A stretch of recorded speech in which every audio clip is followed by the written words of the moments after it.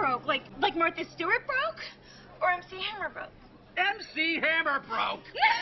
In 1990, MC Hammer was undoubtedly the biggest artist commercially, backed by clever marketing tactics and a then-record distribution deal with Capitol Records. His net worth amassed an outstanding $70 million. How much did you sell your legs for?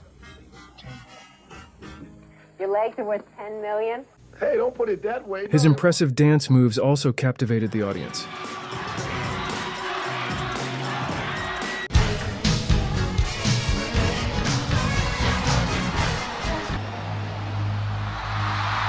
Aside from being the first rapper to achieve diamond sales in an album, MC Hammer managed to do what no other rapper had done before him, which was that he made rap mainstream. And the winner is... This MC Hammer. MC Hammer. MC Hammer! MC Hammer! However, as history has proven time and again, maintaining success can be the true challenge, especially in the industry. This is exactly what happened to MC Hammer, as a few years after reaching the peak of his career, he went bankrupt. Now, let's delve into the reasons behind this unforeseen downfall. Born on March 30th, 1962, in the tough streets of Oakland, California, Stanley Kirk Burrell entered the world as the youngest among 8 siblings. His father worked as a professional poker player, while his mother held a job as a secretary. The Burrell family endured financial hardships, particularly after his parents' separation. Raised solely by their mother, Stanley and his siblings lived in a humble 3-bedroom house in the East Oakland projects. They grew up in poverty, with Stanley sharing a confined room with 5 of his siblings. When times were tough, young Hammer found joy by dancing in the streets and parks, imitating his favorite dancers. At just 4 years old, he started copying James Brown's moves after seeing him on TV. Alongside writing poems for fun, his biggest passion was baseball. He loved going to the Oakland Coliseum to watch his home team play. One day, the owner of the A's, Charlie Finley, saw 11-year-old Hammer doing James Brown's splits in the Coliseum parking lot and thought it was funny, so he hired him to work in the clubhouse. He recognized me as the owner of the ball club and walked over to me and he said, Mr. Finley, could you take me into the game as your guest? And I got pretty well acquainted with Hammer. Hammer became friends with many of the A's players, and whenever the team went on the road, Hammer went along as a bat boy. He later got the name Hammer after one player noticed his resemblance to Hank Aaron, who was nicknamed the Hammer. After finishing high school, Hammer went to college to study communications and chased his dream of becoming a professional baseball player, but it didn't work out. Left without a job and feeling unlucky, he'd hit a brick wall, so he felt.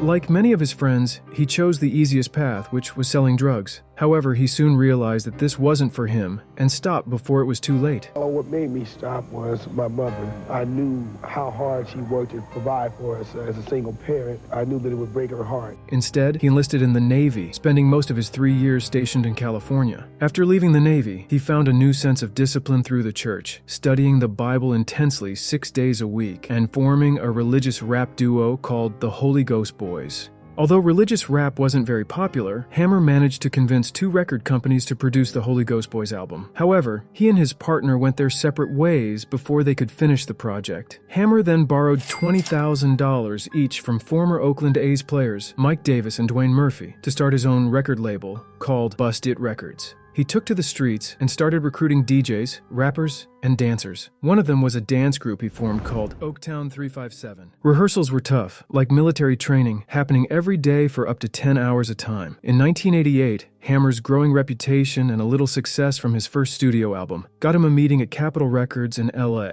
After persuading Capitol Records of his potential to succeed in the rap music scene, Hammer returned to Oakland with a multi-album deal and a $750,000 advance. His reworked album, Let's Get It Started, went on to sell over 1.5 million copies by early 1990s, validating Capitol's confidence in him.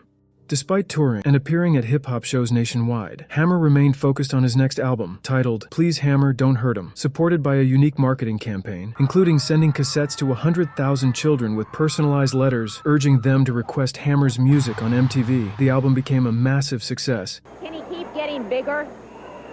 Oh, yes, he just started. His hit single, You Can't Touch This, had already sold over 5 million copies alone by the mid-90s. This album's record sales still stand as one of the highest-selling of all time. He's clean. I think he's a great inspiration for the young people. PG, I think. Positive rap. Additionally, the song became the theme song for the Detroit Pistons basketball team during and after their second NBA championship campaign in 1990. Where did the rain start beating, you may ask? Ironically, the decision to remove MC from his alias and rebrand himself as simply Hammer marked a significant turning point in his career. Initially seen as a minor change, it had far greater consequences. Diamond Ken, who had been Hammer's hairdresser for over a decade, recalled that this alteration triggered a rapid collapse of Hammer's business empire. Hammer's colleagues also echoed this sentiment, emphasizing how everything he had built seemed to crumble overnight. This move not only raised eyebrows among industry insiders, but also drew sharp criticism from Hammer's African-American fanbase. They saw this move as a departure from his roots in hip-hop, and a shift towards a more mainstream, pop-friendly image. His music was losing its edge, accusing him of compromising his integrity. Rappers started to diss him. Man sold 10 million records.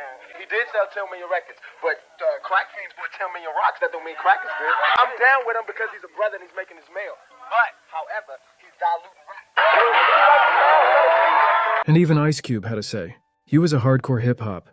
Now look at yourself, boy. You done flip-flopped. Giving our music away to the mainstream, don't you know they're down with a team?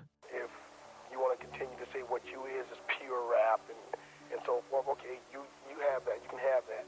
You take the Chevrolet, I'll take the Mercedes. The introduction of his Saturday morning cartoon served as the final straw for some fans, as the tone and content strayed too far from their expectations. The tunes, once beloved, now felt out of touch and unpalatable to many. Even his album Too Legit to Quit was seen as a failure, despite selling over 5 million copies. Hammer probably could have used a financial planner during the 90s, because he spent money like it was going out of style. He held the belief that the money would just keep coming in, so he never quite set anything aside for a rainy day. He spent his millions on a wide variety of luxury items. To start with, he owned at least 17 cars, and many of them were extremely expensive supercars like Lamborghinis and Ferraris. He was regularly chauffeured in interviews and concerts in a 30-foot-long Lincoln stretch limo. When Hammer needed to travel across the country for a sold-out concert, he flew in his private jet and even owned 2 helicopters that made travel around the Bay Area a breeze. Hammer's biggest purchase was a 40,000-square-foot mansion in Fremont, which overlooked the neighborhood where he grew up. He paid $12 million for the fabulous home, but it didn't quite meet the cut for him. Therefore, he proceeded to spend a whooping $30 million on renovations. By the time the costly redo was complete, it was quite obvious the mansion was owned by Hammer. Hammer clearly thought he was a king, rather than a one-hit wonder because he adorned the estate. Hammer had an eye for unique decor. Unfortunately, Hammer had to sell the property after filing for bankruptcy a few years later. The incredible mansion was put on the market for $6.8 million, but eventually sold for just $5.3 million. During his heyday, MC Hammer had an expensive hobby, horse racing. He loved it so much that he even set up a stable called Oaktown Stable, which housed winning horses. This hobby cost a lot of money because each horse he bought cost numbers close to $1 million. But his biggest expense was his huge entourage. Entourage was something like I never seen in my life. Like, it was literally more than 100 people. He paid about $500,000 per month to his staff, sometimes even more. He also gave bonuses to his friends and family, making the cost of his entourage even higher. Sometimes he spent up to $1 million per month just on them. Despite all this spending, MC Hammer couldn't control his finances and ended up $14 million in debt. In early 1996, he filed for bankruptcy. As his music style fell out of favor, he struggled to regain his earlier success. Fans were more into gangster rap than his positive hip-hop style. He tried to become a gangster by releasing an album called The Funky Headhunter, but it didn't work. His next album, like Inside Out, also didn't do well. He hoped to turn things around by signing with Death Row Records, but that was just kicks of a dying horse. In 2011, MC Hammer faced tax problems amounting to over $1 million, both from IRS, California, and Alameda County. He took the case to court, but the court ruled against him. Despite all his setbacks, MC Hammer has made a bit of a comeback over the years. He's been in films, released music, still runs his record label, and even opened a martial arts school. Today, his net worth is estimated around $1.7 million. MC Hammer may not be worth $70 million anymore, but he's not broke either. He's made a big mark on the music industry and his legacy will live on. In terms of relationships, MC Hammer is presently wedded to Stanley Burrell. Much is not known about the couple, as they like to keep their lives private. MC Hammer's story serves as a perfect example of the saying, "Don't judge a book by its cover." Despite facing ridicule and criticism for his financial setbacks, what often gets overlooked is his unwavering loyalty to those around him.